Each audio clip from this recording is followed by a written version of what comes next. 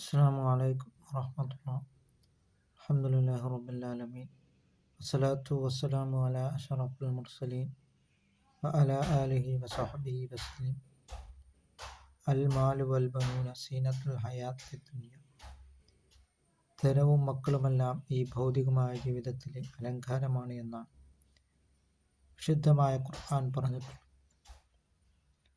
അതുകൊണ്ട് നമ്മുടെ മക്കൾക്ക് ആത്മീയവും ഭൗതികവുമായിട്ടുള്ള രണ്ട് വിദ്യാഭ്യാസങ്ങളും നേടിയെടുക്കുന്നതിന് നാം ശ്രമിക്കുക.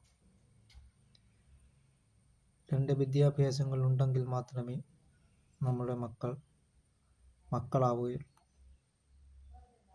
അങ്ങനെ ഇന്നത്തെ ആധുനിക സമൂഹത്തിൽ ലഹരിക്കടിമപ്പെട്ടുകൊണ്ട് അതിഭീകരമായിട്ടുള്ള പ്രശ്നങ്ങളാണ് നടന്നുകൊണ്ടിരിക്കുന്നത്. ലഹരിക്ക് വേണ്ടി എന്തും ചെയ്യുന്ന ഒരു സമൂഹമായി മാറിയിരിക്കുകയാണ്. ലഹരിക്കടിമപ്പെട്ടുകൊണ്ട് ആരെയും അവർ കൊല്ലുന്നതായ ഒരു പ്രവണതയാണുള്ളത്.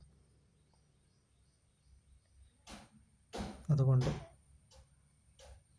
സയ്യിദുനാ റസൂൽ കരീം സല്ലല്ലാഹു അലൈഹി വസല്ലം തങ്ങളോട് ഒരു സഹാബി വന്ന് ചോദിക്കുകയുണ്ടായി, യാ റസൂലല്ലാഹ്, ഞാൻ ഏറ്റവും അധികം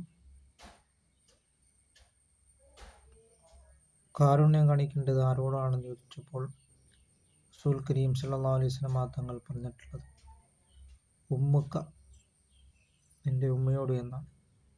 വീണ്ടും ചോദിച്ചപ്പോഴും ഇത് തന്നെ ആവർത്തിക്കുകയാണ് ചെയ്തത്. മൂന്നാമതും ഇത് തന്നെ ആവർത്തിക്കുകയാണ് നബി സല്ലല്ലാഹു അലൈഹി വസല്ലം തങ്ങൾ ചെയ്തത്. പിന്നീടാണ് പിതാവ് എന്ന് പറഞ്ഞത്. അതുകൊണ്ട് മാതാപിതാക്കളോട് നല്ല രീതിയിൽ പെരുമാറുകയും